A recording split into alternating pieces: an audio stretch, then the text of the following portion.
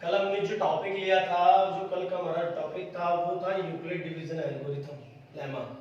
और वो लेमा मैंने सॉल्व कर रखा है। शायद कल की पिक्चर क्वालिटी अच्छी नहीं थी और ये उस क्वेश्चन का लिखा हुआ बाकी पार्ट अभी भी मैं आपको ऑन स्क्रीन फ्रंट पे दिखा रहा हूँ, ताकि आप लोग इसको एक बार अच्छे से और क्लियर कर सकें और आपको कोई डाउट ना रहे। और अब मैं इसको इरेज कर देता हूँ और इसी के जस्ट बाद आज हम जो टॉपिक ले रहे हैं, तो वो जो टॉपिक हमारा आज का है वो टॉपिक बहुत ही जबरदस्त है, अच्छा टॉपिक है और एग्जाम की दृष्टि से इम्पोर्टेंट भी हमारे लिए है और एग्जाम में हमारे को 3 नंबर का ही मिलेगा।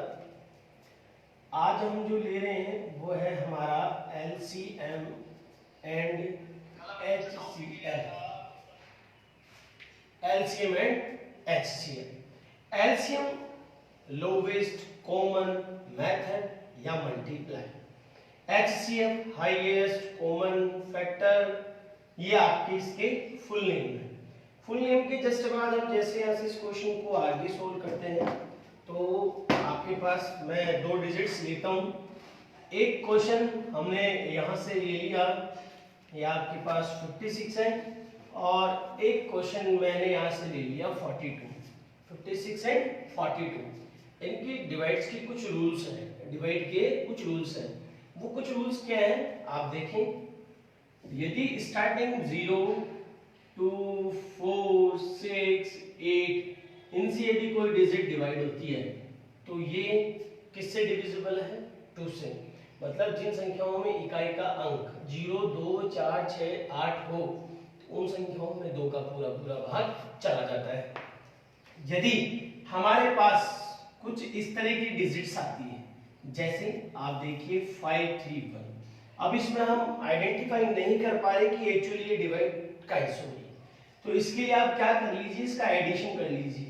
5 प्लस 3 प्लस 1, जब हमने इसका एडिशन किया तो इसका एडिशन करने पर हमने क्या देखा? 9। यदि हम डिजिट्स को ऐड करते हैं, डिजिट्स को हम ऐड करते हैं, उसका सम ऑफ टोटल करते हैं और सम ऑफ टोटल करने पर यदि उस डिजिट में 9 के टेबल में काउंटेबल नंबर आते हैं 3, 6, 9, 12, 15, 27, 30, ऐसे अगर नंबर हमारे को ऐड करने पर काउंट हो रहे हैं तो वो जो डिजिट्स है वो किससे डिविजिबल होती है? वो 3 से डिविजिबल होती है। और इसके अदरवाइज यदि हम इसी को इस तरीके से लिख दें 1, 3, 5, तो आप देखिए यहाँ पे फर्स्ट नंबर कौन है? 5 है, या फर्स्ट नंबर 5 है, तो ये डायरेक्टली ही किससे डिविजिबल है? 5 से डिविजिबल है। मतलब ये 5 से पूर्णतया विभाजित है। और ये ऐसे जोड़ के देखें और 9 आया था इसलिए ये 3 से पूर्णतया विभाजित है। ये 3 से डिविजिबल है, ऐसी कंडीशन आती है 2 से डिविजिबल है, ऐसी कंडीशन आती है 5 से डिविजिबल है। इसके अदरवाइज रूल्स तो हमारे पास और भी हैं। अभी तो 7 से डिविजिबल रूल्स है, 11 से डिविजिबल रूल है, पर अधिकतर जो लेवल है हमारे 10th लेवल, उसमें अधिकतर में बस ये 3 ही ज्यादातर काम में आते हैं। इसके अदरवाइज अगर कोई और नंबर काम में आप लेते हैं तो वो होते हैं कोप्राइम नंबर। कोप्राइम नंबर कौन सा होता है? आप देखेंगे 7 है, 7 से 7 डिविजिबल है। इसके अदरवाइज आप देखें 11 से 11 डिविजिबल है। जैसे आपने ले लिया 101 तो 101 से ही डिविजिबल है। ऐसे नंबर्स जो केवल अपनी ही टेबल से डिवाइड होते हो वो कौन से नंबर कहलाते हैं? कोप्राइम नंबर कहलाते हैं। प्राइम नंबर जिसे हम बोलते हैं वो होते हैं प्राइम नंबर, हम उसे कोप्राइम नंबर भी कह सकते हैं।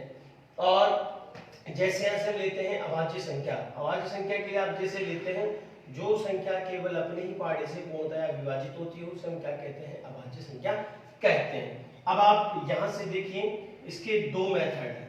2 मेथड मैं आपको बिल्कुल जो आपके बोर्ड में अप्लाई होता है वही मेथड मैं आपको बताता हूँ। इसको हम बोलते हैं LCM and HCF, prime factorization method.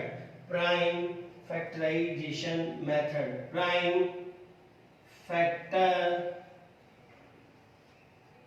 Factorise method, prime factorize method.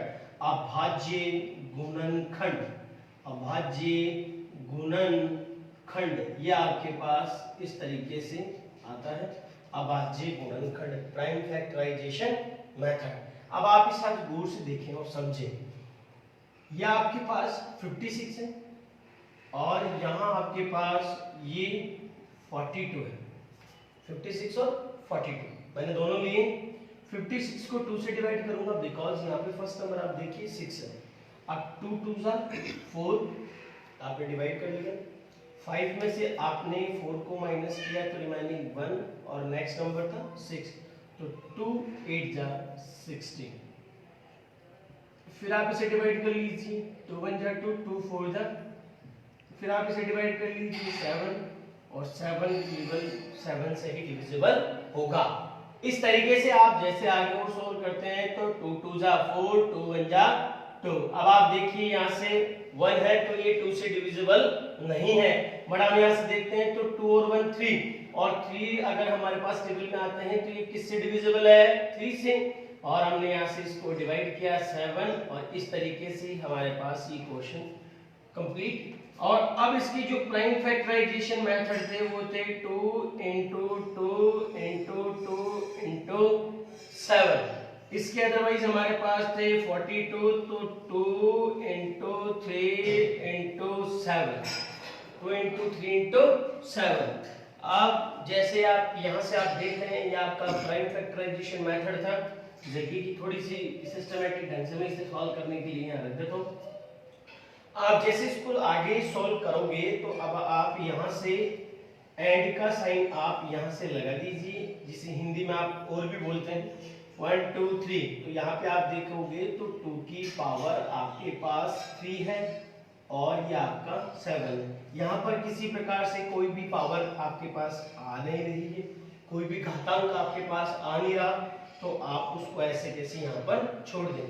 आपको केवल बोर्ड में अगर ये 1 मार्क्स में 1 नंबर के लिए अगर आपको ये क्वेश्चन कहे कि अभाज्य गुणनखंड कीजिए, तो केवल और केवल आपको बोर्ड में इतना ही करके आना है, अभाज्य गुणनखंड इतना करके आओगे तब आपका 1 नंबर का टॉपिक कंप्लीट होता है। अगर आता है बोर्ड में कि प्राइम फैक्टराइजेशन मेथड की सहायता से आप इसको ऐसे अभाज्य गुणनखंड इसकी ज्ञात कीजिए, अभाज्य गुणनखंड हल कीजिए, prime factorization method, find the LCM and HCF, तो आपको इस तरीके से इसका एलसीएम और एचसीएफ यहाँ तक प्राइम फैक्टराइजेशन मेथड से निकालना है। अब आप जैसे यहाँ से आगे लेते हैं तो इसका स्टार्ट होता है, एक आता है एलसीएम और दूसरा जो इसका टॉपिक होता है वो होता है एचसीएफ। एलसीएम और एचसीएफ दोनों में क्या सिमिलरिटी है? एचसीएफ एक ऐसा व्यक्ति है जो हमेशा जोड़े बनाता है। बच्चों को हंसी आ जाती है, कई बार मैंने ऐसा एग्जांपल दिया था जो बच्चों को हंसी आने लग जाती है। जोड़े, ये शादीशुदा आदमी होते हैं, इसकी हंसी आती है। ये जोड़ा हमने बना दिया, पेयर बना दिया, इसके अदरवाइज एक पेयर ये और आपके पास बन रहा है। तो एचसीएफ बिल्कुल सिंपल शोवर है, आपको पेयर बनाना है, इनके पेयर बन रहे हैं, वो पेयर जिनके बन रहे हैं, जोड़े जिनके बन रहे हैं, उसको उठाकर आप यहां लिख दीजिए और मल्टीप्लाई करके आगे लिख दो। अब एलसीएम, एलसीएम जिसमें सबसे ज्यादा आप देखिए 1 2 3, यहाँ 2 की पावर 3 है बट यहाँ 2 अकेला है, तो सबसे ज्यादा वाली जो पावर है वो आपको इसमें लिखनी है। जो सबसे ज्यादा घात वाली संख्या है, जो सबसे ज्यादा मोर देन टर्म्स जो पावर्स वाली डिजिट है वो आपका एलसीएम में लिखनी। फिर आप देखिए इसमें 3 है बट इस पूरे टर्म में कहीं पर भी 3 नहीं है, तो अगर 3 नहीं है तो वो 3 भी आपको यहाँ पर राइट करना है। फिर आप देखिए यहाँ पर भी 7 है, यहाँ पर भी 7 है, तो दोनों में 7 है, सिंगल टाइम 1 टाइम ये है, तो एक बार आप यहाँ इस 7 को भी लिख दीजिए। अब आप इसे मल्टीप्लाई कर लें, 7 3 21, 42 को जब हम मल्टीप्लाई करते हैं तो हमारे पास आप देख सकते हैं खुद भी 84, और 84 को आप 2 से मल्टीप्लाई कर दीजिए, तो 84 को जब हम 2 से मल्टीप्लाई करते हैं तो हमारे पास राइट होता है 168। डन। इस तरीके से आपको एलसीएम और एचसीएफ फाइंड कर लेना है। अब साथ में ही क्वेश्चन अगर ऐसे कह दे verify your answer, check your answer, verify उत्तर की जांच, उत्तर की जांच, है ना, उत्तर की जांच बोल दे या सत्यता की जांच बोल दे, उत्तर की जांच या सत्यता की जांच बोलता है तो आपको किस तरीके से निकालना है, तो इसके लिए आपके पास सिस्टम है a into B equals to LCM into HCF। अब आप यहां से ले लीजिए a आपके पास 56 है, b आपके पास 42 है और ये आपके पास 168 है और ये आपके पास 14 है। वही मेरा पुराना बेसिकली लॉजिकली जो फंडा है वही आपको यहाँ अप्लाई करना है।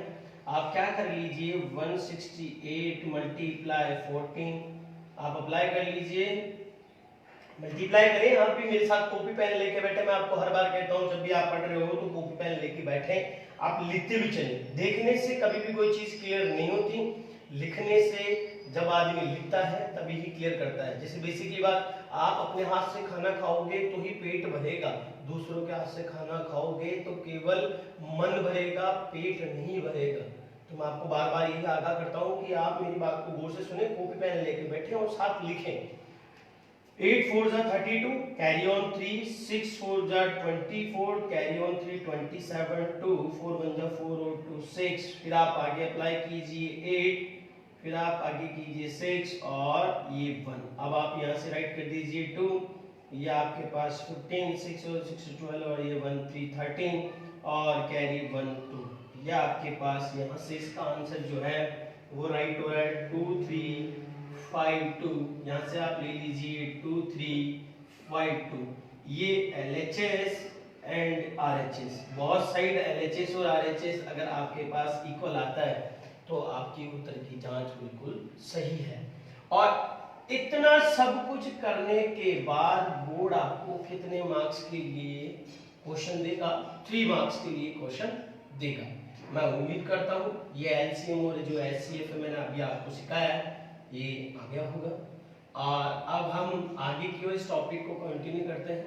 मैंने फिर बताया, अगर आपको फिर भी किसी क्वेश्चन में कोई डाउटफुल है, एक क्वेश्चन में और लेता हूं केवल LCM HCF निकालने के लिए। वेरीफाई आप लोग कर सकते हैं आराम से, वेरीफाई के लिए आपको कोई भी दिक्कत नहीं होगी। अच्छा, एक वेरीफाई के अलावा भी मैं आपको एक अच्छी सी बात और बता देता हूँ। आप देखिए आपके पास इनमें और भी कई सारे क्वेश्चंस पुटअप होते हैं। वो क्वेश्चन कैसे पुटअप होते हैं आप देखें तो आपके पास इसके कुछ फी फॉर्मूलाज आपके पास राइट है। फी फॉर्मूलाज राइट है तो वो क्या है, A इक्वल्स टू, आप यहां से देखेंगे तो LCM into HCF upon B और B equals to LCM into HCF upon A। आप यहां से ले लीजिए LCM इक्वल्स टू आपके पास A into B upon HCF। मैंने पहले भी बोला था यहाँ प्रोडक्ट ऑफ नंबर भी आ सकता है, product of number, product of number. आप यहाँ से देखेंगे तो आप इसे प्रोडक्ट ऑफ नंबर, दो संख्याओं का गुणनफल, हिंदी में हम इसे लिखेंगे तो क्या लिखेंगे, दो संख्याओं का गुणनफल। और इसके अदरवाइज आप यहाँ से जब HCF लेते हैं तो आपके पास A into B upon LCM, इस तरीके से आपके पास ये 4 फॉर्मूलाज राइट होते हैं, जिसमें डिजिट आती है आपको मिसमेलिनियस में ऐसे बहुत सारे क्वेश्चन, विविध जो प्रश्नमाला है आपकी उसमें इस तरीके के कम से कम 8 से 9 क्वेश्चंस आपको मिलेंगे जिसको आपको खुद को सोल्व करना है। आप देखिए कैसे सोल्व करना है, ये फॉर्मूला है। अब आप इसे देखेंगे कि सर हम इसको कैसे सोल्व करें। आपके पास क्वेश्चन लिखा हुआ आता है इस तरीके से आ जाए, A इक्वल्स टू 56 है एंड यहाँ से आपको लिख के दे दे B equals to 42। If question के अकॉर्डिंग जो भी लैंग्वेज लिखी हुई है, इफ LCM या if HCF is 4, HCF is 4, find the LCM, find the LCM।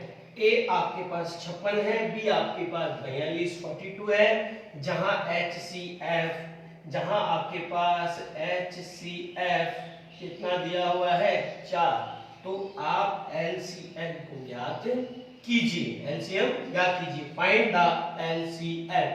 अब आपको दिख रहा है एलसीएम फाइंड करना हो तो एलसीएम का फॉर्मूला लगाना है, ए फाइंड करना हो तो ए का फॉर्मूला आपको लगाना है, बी फाइंड करना हो तो आप बी का फॉर्मूला लगा दीजिए, और HCF आपको फाइंड करना हो तो आप HCF का फॉर्मूला लगा दीजिए। बट इनमें आपके पास इस तरीके से डिजिट्स लिखी हुई आएगी। अब कई बच्चे कह रहे सर इसका क्या मतलब है, कई बार एग्जाम में क्या होता है इन दोनों डिजिट्स को एक जगह करके, इन दोनों डिजिट्स को एक जगह करके इस तरीके से भी लिख के दे सकता है। इसका मतलब है प्रोडक्ट ऑफ नंबर वो आपको एक साथ दे सकता है, अलग अलग नहीं। तब आप समझ जाइए कि आपके पास इसी में ए है और इसी में आपके साथ क्या जुड़ा हुआ है, बी। ए और बी दोनों इसी में एक साथ जुड़े हुए हैं। अब आपको करना क्या है, एलसीएम का फॉर्मूला आपको लगाना है। LCM equals to A into B upon HCF. LCM आप निकाल रहे हैं, ए की जगह आपको राइट करना है 56, बी की जगह 42 और एचसीएफ आपके पास ऑलरेडी है 14। और आप यहां से लीजिए, ये यहां से इसको कट कर दिया 3 टाइम, और जैसे आप इसको 56 मल्टीप्लाई बाय 3, अब आप इसको जैसे ही मल्टीप्लाई करेंगे तो मल्टीप्लाई करने पर आप देखेंगे आपके पास नंबर आपके पास वही 168। इस तरीके से आप इसका क्या ज्ञात कर सकते हैं, एलसीएम। ये आपको ध्यान रखना है। अच्छा एक चीज और आपको देखनी है कि कई बार एलसीएम एचसीएफ निकालते समय हमारे पास मीटर और सेंटीमीटर दोनों इंक्लूड होता है। तो या तो आप उन ऑल टर्म्स को मीटर मीटर में चेंज कर लें या फिर उनको आप सेंटीमीटर में चेंज कर लें। जबकि मैं प्रेफर करता हूं कि आप उनको सेंटीमीटर में चेंज करें तो ज्यादा बेनिफिट है, क्योंकि मीटर में आप चेंज करेंगे तो डिजिट्स पॉइंट्स में आएगी। पॉइंट्स का नाम सुनते ही अधिकतर बच्चे टेंशन में आ जाते हैं। तो मैं तो यही कह रहा हूं सेंटीमीटर में ही आप चेंज करें। सेंटीमीटर में चेंज करने के लिए आप उसको 100 से मल्टीप्लाई कर लें, 100 से गुणा करेंगे, 100 से गुणा करके और जो भी आपके पास सेंटीमीटर की डिजिट्स है उसको आप उसमें जोड़ दीजिए। मैं आपको एक बेसिक एग्जांपल देता हूं कैसे आपको उसको सॉल्व करना है। जैसे सपोज कीजिए आपके पास यहां से आ गया 5 मीटर और यहां से दे दिया आपके पास 10 सेंटीमीटर। 5 मीटर 10 सेंटीमीटर आ गया। तो अब आप इसको देखिए आप कैसे करेंगे, तो आप यहां से देखो 5 मीटर था तो आप इसे 100 से गुणा कर लें और 10 इसमें ऐड कर दें, तो ये आपके पास 500 प्लस ये 10 हो गया, तो ये हो जाएगा 510। ऐसा आप जैसे जाएंगे ना विविध प्रश्नमाला मिसलेनियस एक्सरसाइज, उसमें आपके पास एक टाइल वाला क्वेश्चन है, एक टाइल वाला क्वेश्चन है। उस टाइल्स वाले क्वेश्चन में आपको इसी तरीके से उसको सॉल्व करना पड़ेगा। Find the lowest number of tile, न्यूनतम टाइलों की संख्या ज्ञात कीजिए। ऐसा आपके पास क्वेश्चन है 12 नंबर का क्वेश्चन, वो आपको सॉल्व करना है। इस तरीके से आप उसको सॉल्व करोगे तो ये आपका पॉसिबल होगा। जैसे आप सेकंड चैप्टर की मिसलेनियस में जाते हैं विविध प्रश्नमाला में, तो आपको इस तरीके से ए से फाइंड करने के लिए डिजिट मिलेगी, बी से फाइंड करने के लिए भी मिलेगा, एलसीएम भी मिलेगा और एचसीएफ भी मिलेगा। इस तरीके से आप इस टॉपिक को कंप्लीट करोगे तो आपका ये टॉपिक कंप्लीट होगा। एक क्वेश्चन मैं और लेता हूं जिसमें मैं केवल आपको एलसीएम एचसीएफ सिखाऊंगा। हो सकता है बच्चे एक बार में क्लियर नहीं कर पाए हो, इसलिए आप देखिए मैं अच्छी सी 2 डिजिट्स और लेता हूं। मैंने यहां से एक 60 ले लिया और एक मैंने यहां से डिजिट्स ले ली 48। मैंने 2 संख्याएं अलग अलग ले ली। अब मैंने यहां से देखें 60 के खंड की, फैक्टर खंड बोलते हैं, तो इसको हमने यहां से लिया 30, यहां से हम इसको लेते हैं, ये आपके पास 15 सबको पता है 3 से डिवाइड होगा 5 टाइम और 5 से डिवाइड होगा, कंप्लीट। और जैसे यहां से आगे आप सोल्व करेंगे तो 48 है, जिसको आप 2 से डिवाइड करेंगे 2 और ये आपके पास 4 है, फिर आप 1 और ये 2 है, फिर आप इसे डिवाइड करेंगे 6 टाइम, यहां से आप इसको डिवाइड करेंगे 3 और ये आपका 1। इस तरीके से आपको ये प्राइम फैक्टराइजेशन निकालना हर बच्चे को आ जाना चाहिए और आप हर स्टूडेंट आप इसको कर सकते हैं। अब आप जैसे यहां से देखेंगे तो आपको यहां से 60 लेना है, 2 × 2 × 3 × 5। अब आप देखिए इसमें पावर है, तो पावर जैसे आती है तो आप इसको इस तरीके से लिख लीजिए, लिख लिया। और अब यहां से 48 था तो 48 को भी आप लें 2 × 2 × 2 × इंटू 3 और अब आप इसको लें तो 2 की पावर 4 इंटू 3, 2 की पावर 4 इंटू 3। इस तरीके से आप इसकी और पावर्स को लिख लीजिए। यहां तक सब कुछ लिखने के बाद ये आपका प्राइम फैक्टराइजेशन कंप्लीट होता है। अब मैंने आपको जो बोला था, एक मैं आपको एलसीएम बताऊंगा, एक मैं आपको एचसीएफ बताऊंगा। पहले आप हम एलसीएम की बात करते हैं। एलसीएम लेते समय आप देखिए, यदि सारी पावर्स एक जगह हो जाती है तो इन डिजिट्स को काम में नहीं लेते, वो ये डिजिट्स यहाँ आ गई, और अगर एक डिजिट पावर में आ रही थी, एक विदाउट पावर में आ रही, जैसे प्रीवियस क्वेश्चन में हमने किया था, तब आपको वैसे करना है। और अगर इस तरीके से आ रही है तो आपको डायरेक्टली फिर यही दिमाग लगाना है, वहां दिमाग लगाने की आवश्यकता नहीं। आप देखिए यहाँ 2 की पावर 2 है, यहाँ 2 की पावर 4 है। अब आप देखिए 2 की पावर 2, 2 की पावर 4, सबसे मोर देन डिजिट्स कौन सी है? 2 की पावर 4। इस 2 की पावर 4 आप यहाँ लिख लीजिए। आपने सारे डिजिट्स यहाँ लिख दी। उसके जस्ट बाद आप देखें यहाँ पर 3 है, यहाँ पर भी 3 है, दोनों में सिंगल सिंगल टाइम आए हैं, तो उस 3 को भी आप यहाँ से लिख दो। और आपके पास यहाँ सिंगल केवल 5 आ रहा है, तो आप इस 5 को भी यहाँ पर लिख दीजिए। यह आपकी कंप्लीट होती है डिजिट। अब एचसीएफ में आपको क्या करना है? एचसीएफ में आपको भी मैंने बताया कि इसमें जोड़े बनाने हैं, पेयर बनाना है। आप यहाँ से ये पेयर बना दीजिए और ये पेयर आपका एक और बन गया। बस आपने ये पेयर बनाया, आपका टॉपिक यहाँ फिर फिनिश होता है। 2 इंटू 2 इंटू 3, 6, 6 2 जा आपके पास, या आपके पास आ गया 12। अब आप यहाँ से ले लीजिए 5 3 जा 15, 15 को 2 से किया 30, 16, 120, 2 40। इस तरीके से आप इसके क्या निकाल सकते हैं? एलसीएम और एचसीएफ। वेरीफाई करना मैंने आप लोगों को भी प्रीवियस क्वेश्चन में बता दिया। उस तरीके से आप इसको क्या कर सकते हैं? वेरीफाई कर सकते हैं। 1 मार्क्स का क्वेश्चन और जो आपके पास निकलता है वो आता है, जैसे आपके बोर्ड में आया हुआ है क्वेश्चन 196, सम ऑफ पावर्स, घातों का योगफल ज्ञात कीजिए। घातों का योगफल ज्ञात कीजिए या घातांकों का योगफल ज्ञात कीजिए, ऐसा एक क्वेश्चन है आपके इंग्लिश मिलेनियस में स्टार्टिंग का पहला ही क्वेश्चन है। विविध प्रश्नमाला का first question. RBC CBSE students सबके लिए ये टॉपिक इंपॉर्टेंट है, ऐसे ओनली फॉर आरबीसी स्टूडेंट्स के लिए ही नहीं है, ये सीबीएसई स्टूडेंट्स के लिए भी है। सीबीएसई स्टूडेंट्स के 1 मार्क्स के क्वेश्चन पुट होते हैं, तो 1 मार्क्स के क्वेश्चन में ये भी पुट है, क्योंकि उनके पास 20 क्वेश्चन एमसीक्यूज आते हैं, तो उसमें आपको क्या करना होता है? टिक लगाना होता है। तो वो टिक लगाने के लिए क्वेश्चन इंपॉर्टेंट है, ये जो मैं बता रहा हूँ वो टॉपिक इंपॉर्टेंट है।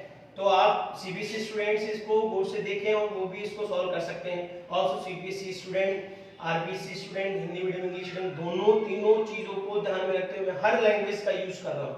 अब आप देखिए 196 है, 196 के आप फैक्टर कर लीजिए।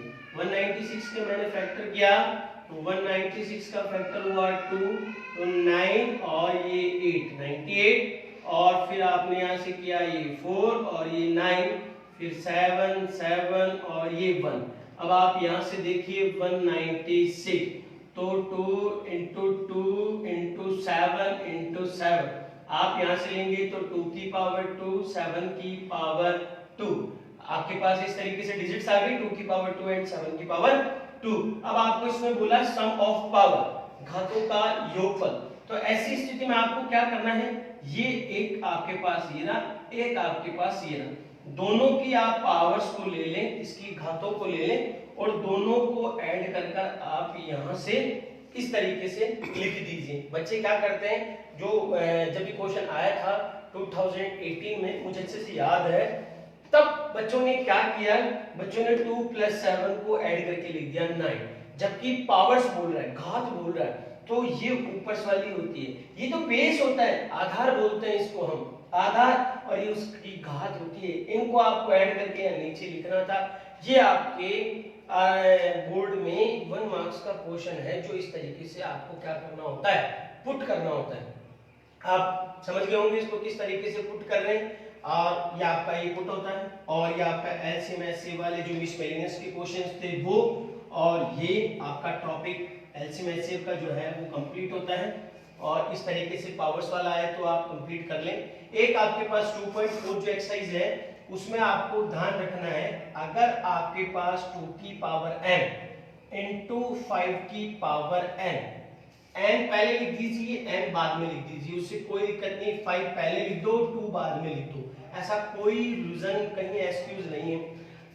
यदि ये दोनों पावर्स आती है या सिंगल 2 या सिंगल 5, अकेला 2 अकेला 5 आता है, यदि हम इसके पावर्स के फैक्टर करते हैं तो ये अगर ऐसी कंडीशन में आते हैं तो ये नंबर होते हैं टर्मिनेटिंग नंबर, जिसे हम हिंदी में बोलते हैं शांत दशमलव प्रसार संख्या, टर्मिनेटिंग डेसिमल नंबर, है ना, शांत दशमलव प्रसार संख्या। यदि इनके अदरवाइज 2 और 5 के अदरवाइज, आपने मूवी देखी होगी गब्बर इज बैक, इसमें भी एक गब्बर है, इन 2 और 5 के अदरवाइज आपके पास और कोई नंबर है तो कहानी के दो हीरो हैं 2 और 5, अगर ये दोनों आ रहे हैं, अकेला आ रहा है तो भी कहानी सुपर हिट है, अकेला सिंगल 5 आ रहा है तो भी कहानी सुपर हिट है, बट इनके अदरवाइज गब्बर आता है तो फिर ये गब्बर आने के बाद नंबर टर्मिनेटिंग की जगह नॉन टर्मिनेटिंग हो जाता है। अब आप यहाँ देखिए, बच्चे कह रहे हैं सर 3 आएगा तभी, अरे भैया मैंने कहा कोई भी नंबर 2 और 5 के अदरवाइज x y z कोई भी नंबर आए तो वो टर्मिनेटिंग की जगह वो नंबर हमारा कौन सा हो जाएगा, नॉन टर्मिनेटिंग नंबर। अकेला 2 आता है तब भी वो टर्मिनेटिंग होता है, अकेला 5 आता है तब भी वो टर्मिनेटिंग होता है, दोनों गेट टुगेदर आते हैं, दोनों साथ में आते हैं तब भी वो टर्मिनेटिंग होता है, जिसे हम बोलते हैं शांत और इसको हम बोलते हैं अशांत। इसके लिखने के दो तरीके हैं, हम इसको इस तरीके से भी लिखते हैं, कई बार ये इस तरीके से भी लिखा जाता है, तो आप देख लीजिए जो भी आपका लिखने का तरीका है। अब आपको मैं क्वेश्चन बताता हूँ कि एक्चुअली बोर्ड में क्वेश्चन कैसे आता है।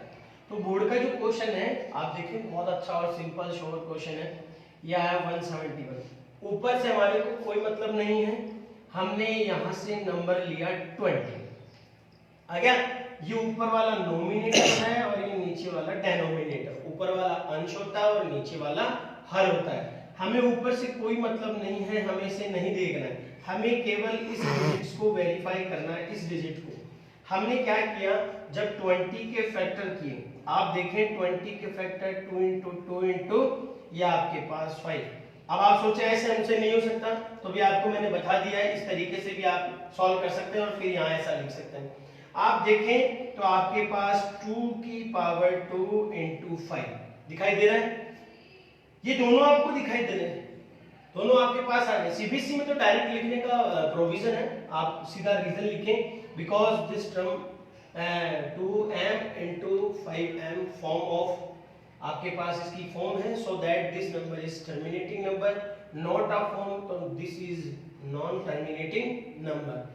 अब आप देखिए यहाँ से इसकी कंडीशन अप्लाई हो रही है, इस कंडीशन की वजह से ये 2 और 5 आ गया, जो कि आपके पास आप देखेंगे तो किसका फॉर्म है, 2 की पावर m इंटू 5 की पावर m, दोनों मैच है, तो इसी कंडीशन में ये नंबर कौन सा है, टर्मिनेटिंग, जिसे हम बोलते हैं शांत दशमलव प्रसार संख्या।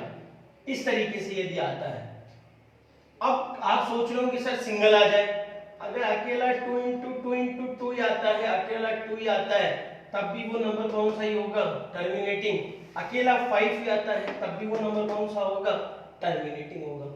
इन दोनों के अदरवाइज इसमें और भी कोई नंबर, जैसे कई बार डायरेक्टली आपके पास क्वेश्चन आता है इस तरीके से 1 3 4 1, इस तरीके से आपके पास कोई क्वेश्चन आ गया, तो आपको क्या करना है, जैसे आपके पास यहाँ आ गया 2 की पावर 3 या 5 की पावर 7, यहाँ आपके पास 3 की पावर 2 आ गई।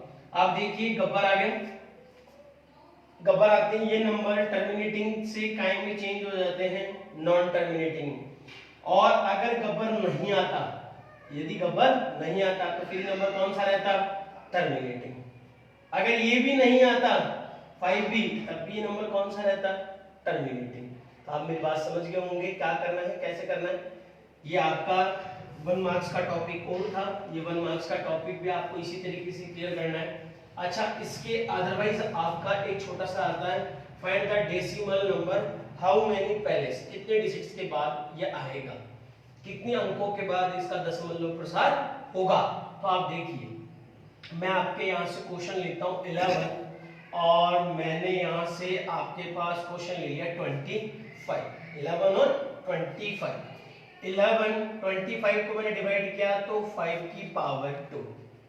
अब आपको मैंने अभी बताया कि जब तक 2 और 5 नहीं आएंगे तो ये क्वेश्चन आपका कंप्लीट नहीं होगा। सीबीएसई स्टूडेंट हो, आरबीएसई स्टूडेंट हो, आरबीएसई स्टूडेंट की तो सेकंड चैप्टर है और सीबीएसई वालों के फर्स्ट चैप्टर है, उनके 1.4 एक्सरसाइज है और आरबीएसई स्टूडेंट्स के 2.4 एक्सरसाइज है, जिसमें इस तरीके से आपको इसको सॉल्व करना है। अब आप यहां से देखिए तो 11, 5 की पावर क्या आ गई, 2 आपके पास ये राइट हो गई। आप देखिए 5 तो आ गया, बट कौन रिमेनिंग है, 2। अब जो डिजिट रिमेनिंग है उसको आप खुद अपने मन से यहाँ पर लिखेंगे, खुद आपको खुद को लिखना है। अब आप खुद यहाँ से लिख तो रहे, अब आपको देखना है कि यहाँ पे से लिखे क्या। आप यहाँ से देखिए भाई 5 की पावर 2 आ रही है तो आपको 2 की पावर भी 2 ही लिखना है। अगर यहाँ 5 की पावर 7 आती तो यहाँ पे भी 2 की पावर 7 आती। कहने का मतलब जो पावर्स इस वाले डिजिट्स में है वही पावर इस वाले डिजिट्स में भी आएगी, और वो आपको ऊपर भी लिखना है और वही डिजिट आपको नीचे भी लिखना है। अब आप 11 into 2 2 ज़ा 4। अब आप यहाँ से देखिए दोनों साइड पावर्स इक्वल है, तो दोनों साइड पावर्स इक्वल है तो आप ऐसे कॉमन ले लें। फिर 11 को 4 से किया 44 और फिर यहाँ से लेते हैं तो 10 की पावर 2, 5 2 ज़ा 10 और इसकी पावर 2, फिर 44 और 100। जैसे आप इसको डिजिट को डिवाइड करेंगे तो 0.44। अब आप देखिए कितने डिजिट के बाद इसका डेसिमल पैलेस आ रहा है, 2 डिजिट के बाद, तो आप यहाँ 2 डिजिट के बाद इसका डेसिमल पैलेस राइट कर दें। टीचर्स ऐसे कहते हैं इसको कट करके भी आप लिख सकते हैं, भी हम कट क्यों करें, जब सीधा दिख रहा है तो आप सीधा करने की कोशिश कीजिए ना, क्वेश्चन को लंबा खींचने से कोई मतलब नहीं होता है। और अब सपोज दैट ऐसा क्वेश्चन आ जाए आपके पास, सपोज दैट अभी अभी मैंने कहा या आपके पास 90 आ गया और आपने यहाँ से 20 लिया, क्लियर, और आपने यहाँ से लिया तो आपने देखा 2 की पावर 2 थी और 5 था। अब आप देखिए 2 की पावर तो 2 आ रही बट 5 सिंगल आ रहा है, कम है एक 5। अब एक 5 कम है तो वो जो 5 कम था उसको आपको इस तरीके से खुद को पर्सनल राइट करना है। जो 5 कम था वो आपने राइट कर दिया, ऊपर भी राइट होगा और नीचे भी राइट होगा, डोमिनेटर में भी राइट करना है और डिनोमिनेटर में, अंश और हर दोनों में लिखना है। अब यहां से आपने दिया तो ये आप मल्टीप्लाई कर दिए।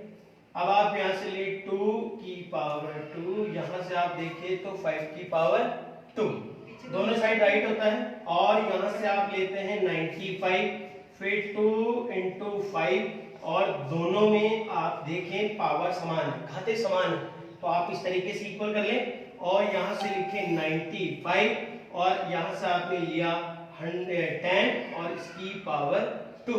आज जैसे आप यहां से लेते हैं तो 95 और इसकी पावर ये आपने राइट कर दी, 10 को 10 से मल्टीप्लाई किया 100 और 100 या आपके पास आ गया, वही 2 डिजिट के बाद आपका इसका डेसिमल पैलेस आप क्या कर लेंगे, राइट कर लेंगे। इस तरीके से आप इसका डेसिमल पैलेस क्या कर सकते हैं, राइट कर सकते हैं।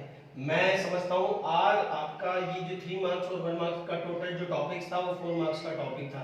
अच्छा, कुछ बच्चे से सोच रहे होंगे सर √3 एक का परिमेय क्या है, 7 प्लस √5 एक का परिमेय क्या है, वो तो आपने बताया नहीं भैया। उनके लिए मैं आपको बता दूं, इज अ इरेशनल नंबर वाले जो नंबर है, √3 is a irrational number, 7 √2 is a irrational number, उनके लिए मैं आपको बता दूं जो आपकी बुक में लैंग्वेज लिखी हुई है आप उसी को अप्लाई करें। सबसे इजी लैंग्वेज है वो आरबीसी की बुक में। सीबीएसई स्टूडेंट्स को इतना नहीं लिखना होता है तो वो भी बुक की लैंग्वेज अगर अप्लाई करेंगे तो उनके लिए भी बहुत इजी। फिर भी यदि आपको ऐसा लग रहा है कि हम ये टॉपिक सॉल्व नहीं कर पाएंगे इरेशनल नंबर वाला, तो आप मुझे कॉल कर ले। मैंने कल जो वीडियो हमने अपलोड किया था YouTube पे, मैंने बोला था अगर हमारे कॉन्टैक्ट नंबर चाहिए तो आप YouTube से भी ले सकते हैं और आप हमसे नंबर लेकर आप मुझे कॉल करेंगे तो मैं आपको वो टॉपिक कल ऑनलाइन क्लास या ऑफलाइन क्लास से क्लियर कर दूंगा। अगर मेरे पास कोई इंक्वायरी नहीं आती है तो मैं इसको क्लियर नहीं करूंगा, क्योंकि YouTube से मेरे पास इंक्वायरी आती है तो मैं सडनली कोई भी क्वेश्चन है मैं अपलोड कर देता हूँ। कल भी हमने 2 वीडियो अपलोड किए हैं सडनली, क्योंकि हमारे पास क्वेरी आई ट्रिग्नोमेट्री को लेके, तो ट्रिग्नोमेट्री वाले क्वेश्चंस हमने यहाँ पे कल अपलोड किए थे, और कल हो सकता है हम खुद ही ट्रिग्नोमेट्री स्टार्ट करें पढ़ाना, तो आप हमसे जुड़े रहें और अधिक से अधिक इस जानकारी को शेयर करें। जो आपसे आपके आस पड़ोस में जो बच्चे 9 से 10th में हैं उनको भी आप इन्फॉर्म करें कि रेगुलर से आप क्लास लें। धन्यवाद, आपका दिन शुभ है। मैंने जो टॉपिक बताए हैं वो आप घर बैठे और क्लियर करें। 15 मई के आसपास आपके एग्जाम होने के संकेत क्लियर हो रहे हैं, जिस हिसाब से कोरोना पॉजिटिव लोग नहीं मिल रहे हैं। कल से जयपुर की स्थिति बहुत अच्छी है, आज 3 ही मिले, तो उस स्थिति को देख के हो सकता है लॉकडाउन 20 तारीख को भी खुल जाए, शायद खुल जाए। करना है आप स्वयं इच्छा से कोई भी कार्य ना करें, जैसा वो आदेश देते हैं वैसे ही आप सब कार्य करें और उनका पालन करें। घर पे रहें, सुरक्षित रहें और स्वस्थ रहें, और घर पे बैठें। ज़्यादा टाइम आप अपनी पढ़ाई को दें, गेम्स को ना दें। आपसे मेरी बार बार यही अनुरोध है। धन्यवाद, आपका दिन शुभ रहे।